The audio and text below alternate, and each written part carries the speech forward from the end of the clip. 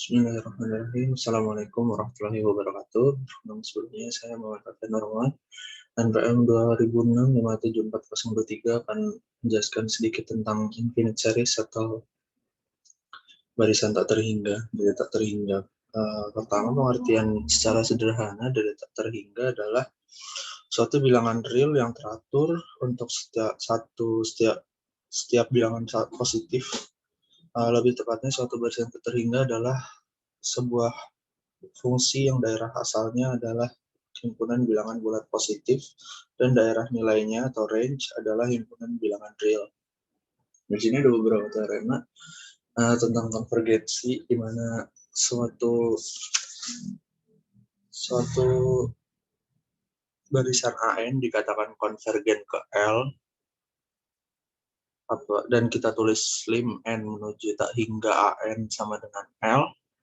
Jika untuk setiap bilangan positif terdapat bilangan N yang berpadanan sedemikian rupa sehingga N kecil lebih besar dari N besar, sehingga mutlak AN dikurang L lebih kecil dari bilangan tersebut.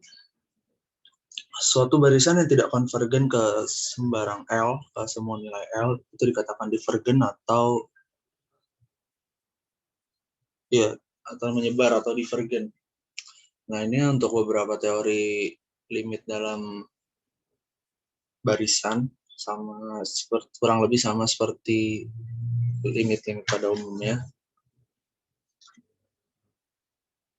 Dan ini adalah beberapa teori lain, yaitu teori Apit, di mana seandainya AN dan CN adalah konvergen kepada L, di mana AN lebih kecil dari BN lebih kecil dari sama dengan CN, untuk N lebih besar dari K, K ini adalah bilangan fix, bilangan pasti, maka BN juga konvergen kepada L. Lalu ada teorema C yang mengatakan jika limit N menuju tak hingga mutlak AN sama dengan 0, maka limit N menuju tak hingga AN juga sama dengan 0.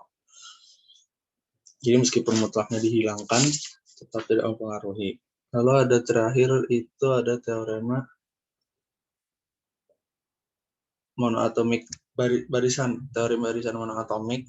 Jika U adalah suatu batas untuk suatu barisan tak menurun AN, maka barisan ini konvergen ke suatu limit A yang lebih kecil daripada atau sama dengan U. Begitu pula jika L suatu batas bawah untuk suatu barisan yang tak menaik atau dikatakan BN di sini, maka barisan BN tersebut akan konvergen ke suatu limit B yang lebih besar daripada atau sama dengan L. Masuk ke subbab kedua, yaitu data tak terhingga.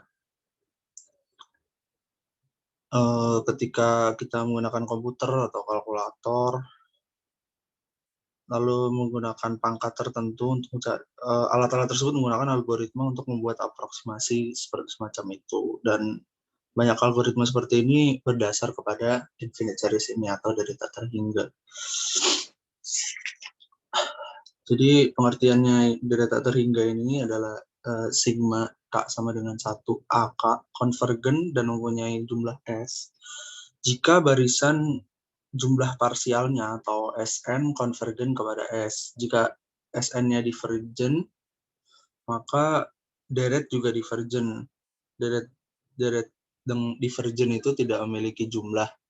Dan untuk jumlah parsial sendiri rumusnya bisa dilihat A dikurang AR pangkat N per 1 min R, di mana A adalah suku pertama, sementara R adalah rasio.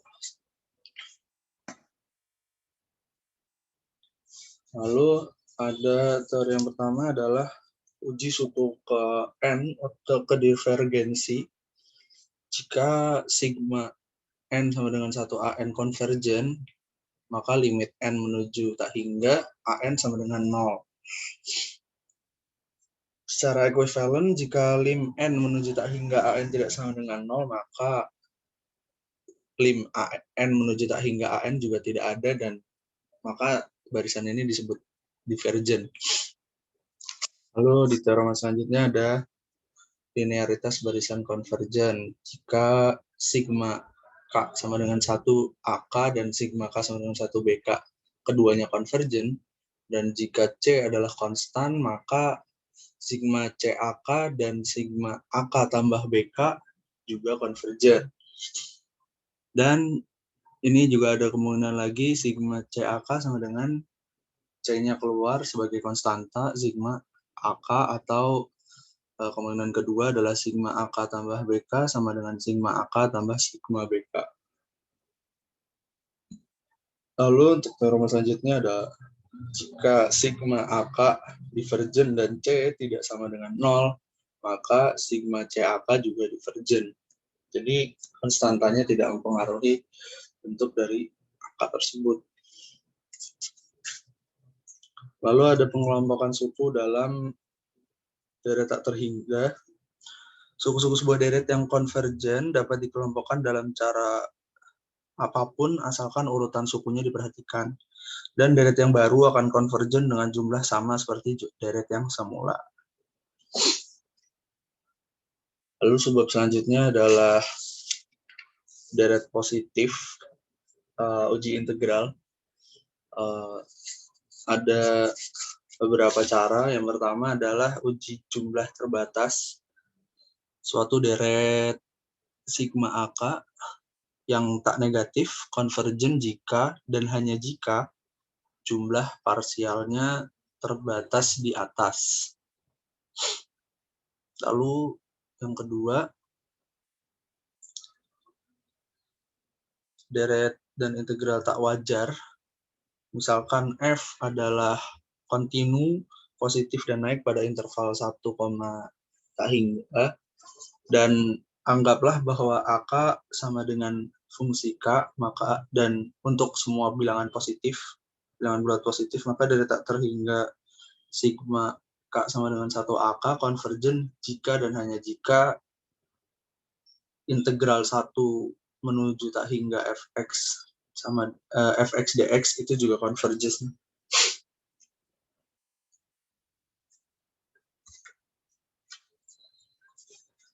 Lalu di subbab keempat yaitu uji tes lainnya, cara mengecek konvergensi dan divergensinya. Yang pertama ada uji banding biasa. Diasumsikan bahwa 0 lebih kecil dari sama dengan AN lebih kecil dari sama dengan BN untuk N lebih besar dari N. Maka jika sigma BN konvergen, maka sigma AN juga konvergen. Dan jika sigma AN divergen, maka juga sigma BN juga divergen. Lalu yang kedua ada uji banding rasio, di mana seandainya AN lebih besar dari sama dengan 0 dan BN juga lebih besar dari 0, dan kita masukkan ke limit N menuju tak hingga AN per BN sama dengan L, dan jika L-nya berada di antara 0 dan tak hingga, maka sigma A dan sigma B itu konvergen atau divergen secara bersamaan. Jika L sama dengan 0 dan BN konvergen, maka sigma AN juga konvergen.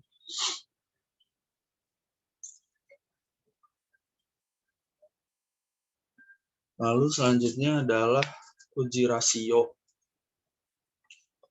Misalkan sigma AN adalah sebuah deret yang sukunya positif dan andaikan limit N menuju tak hingga AN plus 1 per AN sama dengan P, dan jika P-nya ini lebih kecil dari 1, maka series tersebut konvergen. Jika lebih dari 1, atau limit N menuju tak hingga AN plus 1 per AN sama dengan tak hingga, maka series tersebut masuk ke divergen. Jika P sama dengan 1, maka ini tidak memberikan kepastian. Seriesnya tidak bisa dipastikan. Jadi untuk kesimpulannya, jika limit AN menuju tak hingga AN tidak sama dengan 0, simpulkan dari uji suku ke N bahwa deret divergen. Jika AN melibatkan N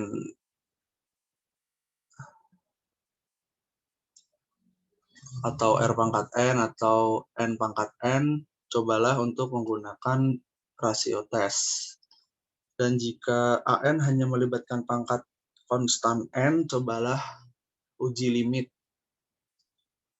Khususnya jika AN berupa ekspresi rasional dalam N. Gunakan uji ini dengan Bn sebagai rasio suku-suku awal dari pembilang dan penyebut. Jika uji coba di atas tidak berhasil, cobalah uji banding biasa, uji integral, atau uji jumlah terbatas. Beberapa deret memerlukan manipulasi cerdik untuk menentukan konvergensi dan divergensinya. Jadi kita perlu kecerdikan untuk menyelesaikan masalah-masalah konvergensi dan divergensi. Lalu di sebab selanjutnya adalah deret berganti tanda, konvergensi mutlak, dan konvergensi bersyarat. Di dua subbab terakhir kita meninjau deret dan sukunya tak negatif. Sekarang batasan itu kita hapus dan membolehkan adanya bilangan negatif, khususnya dalam bentuk A1 min A2 tambah A3 min A4 tambah titik-titik dan seterusnya. Ketika AN lebih besar dari 0 untuk seluruh N, contoh penting adalah deret harmonik berganti tanda seperti 1 dikurang setengah ditambah sepertiga dikurang seperempat ditambah seterusnya. Kita sudah melihat bahwa deret harmonik ini tuh divergen. Kita segera melihat deret harmonik berganti tanda itu juga convergent. Yang pertama ada alternating series test atau uji deret berganti tanda. Misalkan A1 min A2 tambah A3 min A4, suatu deret berganti tanda dengan AN lebih besar dari AN plus 1, lebih besar dari 0.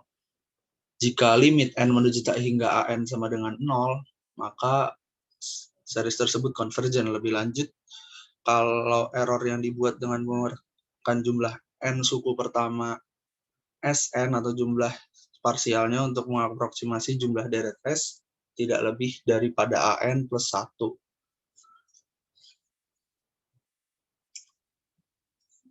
Lalu untuk teorema B adalah uji konvergensi mutlak, di mana sigma mutlak UN konvergen, maka sigma UN juga konvergen. Selanjutnya teorema C adalah absolut uji rasio mutlak, di mana limit N menuju tak hingga UN plus 1 mutlak dibagi UN mutlak sama dengan P, dan jika P lebih kecil dari 1, maka deret tersebut konvergen secara mutlak. Jika lebih dari 1, maka divergen, dan jika P sama dengan 1, maka tidak bisa dipastikan jenis dari deret tersebut. Lalu untuk teorema yang terakhir adalah teorema penyusunan ulang. Suku-suku suatu deret yang konvergen secara mutlak dapat disusun ulang tanpa mempengaruhi konvergensi maupun jumlah deret tersebut. Misalkan di sini adalah 1 tambah 1/4 dikurang 1/9 tambah 1/16 dan seterusnya, maka bisa dikelompokkan menjadi yang positif terlebih dahulu, 1 ditambah 1/4 ditambah 1/16 ditambah 1/25 ditambah 1/49 dan seterusnya. Ini kan tetap konvergen dan jumlahnya akan tetap sama. Lalu selanjutnya di subbab 9.6 adalah deret pangkat. Sejauh ini kita ngebahas apa yang disebut dengan deret konstanta, yaitu deret yang berbentuk sigma UN. Setiap UN adalah bilangan. Lalu kita sekarang meninjau deret fungsi, deret yang berbentuk sigma UN dalam kurung X. Contohnya adalah sigma N sama dengan 1 sin N X per N kuadrat sama dengan sin X per 1 tambah sin 2X per 4 tambah sin 3X per 9 dan seterusnya. Tentunya setelah mensubstitusikan nilai X, misalkan kita kembali ke daerah yang sudah kita kenal, yaitu deret konstanta. Terdapat beberapa kasus mengenai deret fungsi, yaitu untuk nilai X berapakah deret itu konvergen, dan untuk fungsi apakah deret itu konvergen, yaitu berapa jumlah Sx dari deret tersebut. Nah, dalam situasi umum tersebut, bahasan itu merupakan bahasan yang dibahas ketika kuliah. Namun ada istilah yaitu deret pangkat dalam X yang berbentuk sigma N sama dengan 0 AN X pangkat N, di mana yang sama dengan A0 tambah A1X tambah A2X kuadrat dan seterusnya. Nah, di teorema pertama adalah adanya himpunan konvergensi untuk setiap pangkat sigma AN X pangkat N yang selalu berupa salah satu interval dari ketiga jenis berikut. Yang pertama adalah titik tunggal, di mana X sama dengan 0, lalu interval minus R, R, mungkin ditambah salah satu atau kedua titik ujungnya. Lalu yang kemungkinan ketiga adalah keseluruhan garis ini adalah bilangan real. Dalam persamaan tersebut, ketiga persamaan tersebut dikatakan memiliki jari-jari konvergensi masing-masing 0, R, dan tak hingga. Di teorema selanjutnya adalah deret pangkat sigma AN X pangkat N konvergen secara mutlak pada bagian dalam interval konvergensinya. Tentu saja bahkan mungkin deret ini juga konvergen secara mutlak di titik-titik ujung interval konvergensinya. Tapi hal itu tidak dapat dipastikan. Deret pangkat dalam X min A sebuah deret yang terbentuk itu ada sigma AN dalam kurung X min A pangkat N sama dengan A0 tambah A1. X min A tambah A2 dalam kurung X min A kuadrat, dan seterusnya. Ini dikatakan deret pangkat dalam X min A. Dan semua yang telah kita katakan tentang deret pangkat dalam X berlaku pula untuk deret dalam X min A. Khususnya himpunan konvergensinya selalu berupa salah satu dari jenis interval berikut. Yang pertama, titik poin X sama dengan A, lalu interval A dikurang R, A tambah R, tambah kemungkinan salah satu atau kedua titik di ujungnya, lalu juga seluruh garis bilangan real, seperti pada gambar di samping.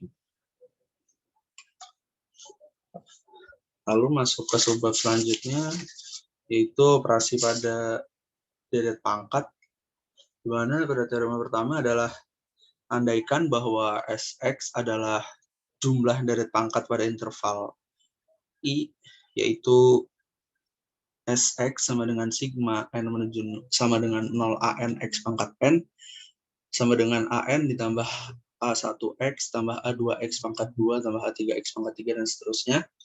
Maka apabila X adalah ada di bagian dalam terhadap I, maka ada dua kemungkinan. Yang pertama, S aksen X sama dengan sigma N sama dengan 0 dx A dalam kurung AN X pangkat N sama dengan sigma N sama dengan 1 N AN N dikali AN X pangkat N min 1 sama dengan A1 tambah 2A2X tambah 3A3X kuadrat dan seterusnya.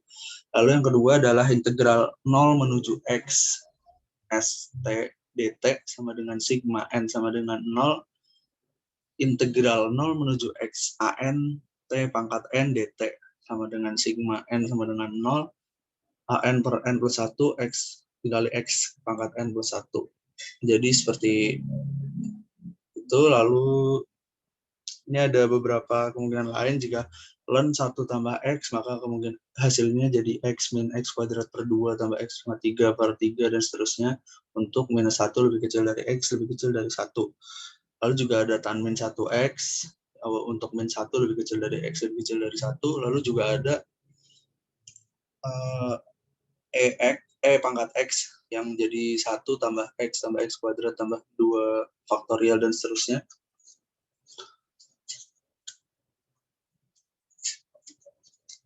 Lalu ada yang kedua adalah misalkan fx sama dengan sigma an x pangkat n dan gx sama dengan sigma bn x pangkat n dengan kedua deret ini konvergen paling tidak untuk mutlak x lebih kecil dari r. Jika operasi penambahan, pengurangan, dan perkalian dilakukan pada deret-deret ini, seakan-akan deret ini adalah polinomial, maka deret yang dihasilkan akan konvergen untuk mutlak x lebih kecil dari r dan masing-masing menyatakan fx ditambah gx, fx dikurang gx, dan fx dikali gx secara berurutan. Jika b0 bukan 0, maka hasil yang berpadanan berlaku untuk pembagian. Tapi kita dapat menjamin bahwa validitasnya hanya untuk x mutlak yang cukup kecil. Kita lanjut ke subbab selanjutnya, yaitu deret Taylor dan Maclaurin. Jadi ini adalah salah satu cara yang cukup terkenal, Pertama adalah teori ketunggalan. Seandainya f memenuhi fungsi fx sama dengan C0 tambah C1 dalam kurung x min A tambah C2 dalam kurung x min A kuadrat dan seterusnya, maka untuk semua x dalam suatu interval di sekitar A, Cn sama dengan fungsi pangkat n dikali A dibagi n faktorial. Nah, ini adalah rumus Taylor dengan sisa. Saat kita misalkan f adalah sebuah fungsi turunan ke n plus 1, f pangkat n plus 1 x ada untuk masing-masing x dalam interval terbuka I, maka untuk masing-masing x dalam I bisa seperti yang dilihat, di mana sisanya atau errornya Rn pangkat Rnx itu bisa dinyatakan dalam bentuk dalam rumus Rnx sama dengan fungsi n tambah n plus 1 fungsi pangkat n plus 1 c dibagi n plus 1 faktorial dikali x min a pangkat n plus 1. Dan c adalah suatu titik di antara x dan a. Lanjut ke teorema Taylor. Misalkan fungsi f adalah sebuah fungsi dengan turunan semua tingkat dalam interval a minus r, a tambah r. Data Taylor-nya adalah fungsi a ditambah fungsi aksen a dikali dalam kurung x kurang a ditambah fungsi aksen turunan kedua dikali a dibagi 2 faktorial dikali x min a kuadrat dan seterusnya. Untuk errornya atau sisanya adalah Rnx sama dengan fungsi pangkat n plus 1 dikali c dibagi n plus 1 faktorial dikali x min a dalam kurung pangkat n plus 1. Dan c adalah suatu titik di dalam a min r, a tambah r. Lalu ada deret binomial untuk sembarang bilangan real p, dan untuk mutlak x lebih kecil dari 1, maka 1 tambah x pangkat p sama dengan 1 ditambah P1x tambah P2x kuadrat tambah P3x pangkat 3 dan seterusnya. Nah, ini untuk beberapa Maclaurin series. Jadi untuk deret Maclaurin yang penting, jadi Maclaurin ini adalah lebih spesifik, bentuk spesifiknya dari deret Taylor yang mengatakan kalau lebih dekat kepada 0. Terus kita masuk ke subbab terakhir, yaitu aproksimasi Taylor terhadap fungsi, di mana pada polinomial Taylor order 1 kita dapat mengaproksimasi suatu nilai dekat titik A oleh garis singgungnya yang melalui titik A, fungsi A. Kita sebut garis ini sebagai aproksimasi linear terhadap f dekat A, dan kita akan mendapatkan bahwa P1x sama dengan fungsi A ditambah turunan fungsi A dikali x kurang A. Nah, untuk polinomial Taylor order n itu kurang lebih seperti P2x sama dengan FA tambah F aksen A kali x min A ditambah turunan kedua F kali A per 2. Jadi rumus utamanya tetap fungsi pangkat n dikali A dibagi n dikali x min A pangkat n. Seperti yang dilihat di gambar bawah ini. Lalu ini adalah Maclaurin polinomial. Nah, ya, jadi karena tadi Maclaurin polinomial itu ketika A sama dengan 0, maka Taylor order n menyederhanakan polinomial Maclaurin order n yang memberikan aproksimasi berguna secara khusus dekat x sama dengan 0. Jadi untuk yang dekat 0 ini menggunakannya polinomial Maclaurin. Nah, ini rumusnya yaitu Pnx sama dengan f0 tambah f aksen 0 x tambah f turun kedua 0 per 2 faktorial x kuadrat dan seterusnya. Ini untuk beberapa kalkulasinya. Ada yang untuk cost, ada yang untuk PX.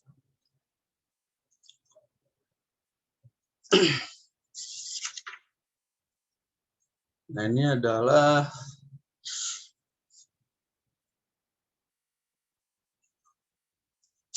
error in method. Jadi di seksi 9,8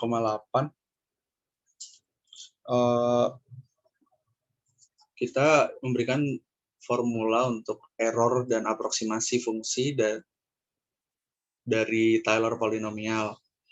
Taylor formulanya dengan sisa itu adalah Pnx tambah Rnx. Dengan Rnx-nya tadi adalah sama seperti yang tadi, yaitu fungsi n plus 1, pangkat n plus 1 kali c dibagi n plus 1 faktorial dikali x kurang a dalam kurung pangkat n tambah 1. Terima kasih, mungkin itu saja yang saya sampaikan. Kurang lebihnya saya mohon maaf. Terima kasih. Assalamualaikum warahmatullahi wabarakatuh.